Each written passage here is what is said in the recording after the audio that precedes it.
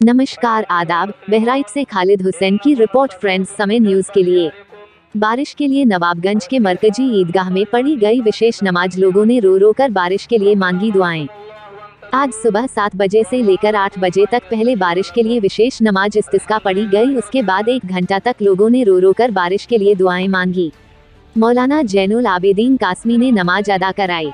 उसके बाद उन्होंने ईश्वर से प्रार्थना करते हुए कहा कि बारिश न होने की वजह लोग परेशान हैं। उनकी परेशानियों को अल्लाह दूर करे। बारिश से तपती जमीन सूख रहे खेतों को हरा भरा कर दे।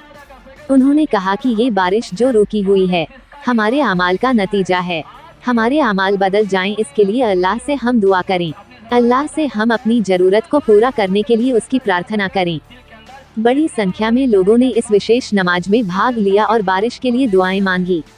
इस अवसर पर डॉक्टर महबूब कस्मी, हाजी समीम, हाजी नबी अहमद, अब्दुल हकीम, सरवर अली, अब्दुल गफूर अहमद, सलीम अहमद, मतलूब अहमद, सबीर, जावेद अहमद, रानू खान, अबील अहमद, जुबेर अहमद आदि बारिश के लिए दुआएं मांगी। दाहिने मोटे वाले हिस्से को बाएं पर कर दिया और बाएं वाले को दाहिने पर कर दिया, यानी चादर को पलट दिया। गोया नेथाले ले रहे थे कि अल्लाह जिस तरीके से हमने चादर को पलटा है, अल्लाह तो हालात को भी इसी तरह से पलट दे कि बारिश नहीं हो तो बारिश बरसा दे। तो खुतबे होंगे, खुतबे के बाद दुआ होगी। उस दुआ के अंदर सारी चीजों को भूलकर सिर्फ अल्लाह की जानिब अपने दिल को मुतवज्जे करके और रो रो करके दुआएं मांगनी है।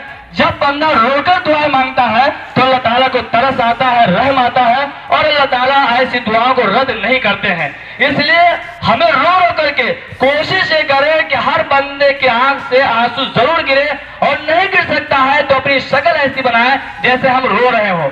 एक आदमी किसी इंसान से मांगने के लिए जाता है, कोई अपनी अहम जरूरत होती है तो उसकी बड़ी मन्नत से मांगा करता है। कभी कभी रो रो करके भी उसके सामने अपनी फरियाद रखता है, तो जब रो करके मांगता है तो इंसान को तरस आ जाता है और वो उसका काम बनाने के लिए तैयार हो जाता है।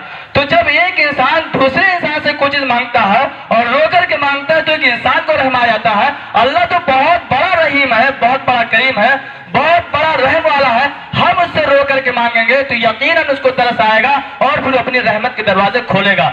इसलिए हमें रो रो करके गुनाहों की माफी मांगनी है, बारिश की दुआ करनी है और ये भी याद करना है कि अल्लाह ताला तेरे फराइज की अदायगी में हम कोताही नहीं करेंगे, गुनाहों से अपने आप को दूर रखेंगे।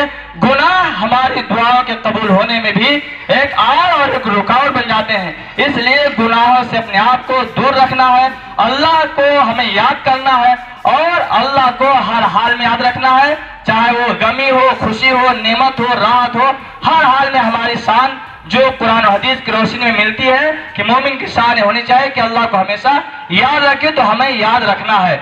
और जो बारिश रुकी हुई है ये सिर्फ हमारे आमाल का नतीजा है। आमाल हमारे बदलेंगे, हालात बदल जाएगा। आमाल के बदले बगैर हम चाहें कि हालात बदल जाए तो हालात नहीं बदलने वाले। हमारे ऊपर हालात आ जाते हैं लेकिन हम अल्लाह से मांगते नहीं है, सोचते ऐसे ही मिल जाए। देखो, जब तक हम अल्लाह से नहीं मांगेंगे तो अल्लाह को क्या गरज है कि बगैर मांगे हमको दे दे।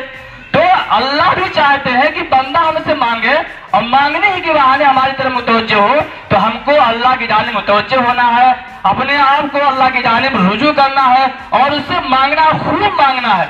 अल्लाह को मांगना बहुत पसंद है। अल्लाह ताला कुरान हकीम में फरमाते हैं, उदऊनी अस्तजिब लकुम, तुम मुझसे मांगो मैं तुमको दूंगा। लेकिन हाल ये कि हमने मांगना ही छोड़ दिया। जब मांगना ही छोड़ दिया तो अल्लाह क्यों देंगे? हम अल्लाह के मोहताज हैं, अल्लाह हमारा मोहताज नहीं है।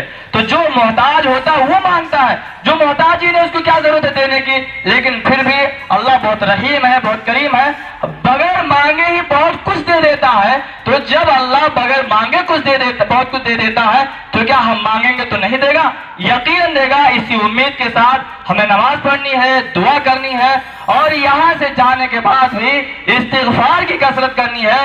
इस्तिग़फ़ार ये बहुत बड़ा हथियार है, बहुत बड़ा जरिया है अल्लाह की रहमत के दरवाजे खोलने का। इसलिए इस जानिब हमें आपको मुतवज्जो होने की जरूरत है।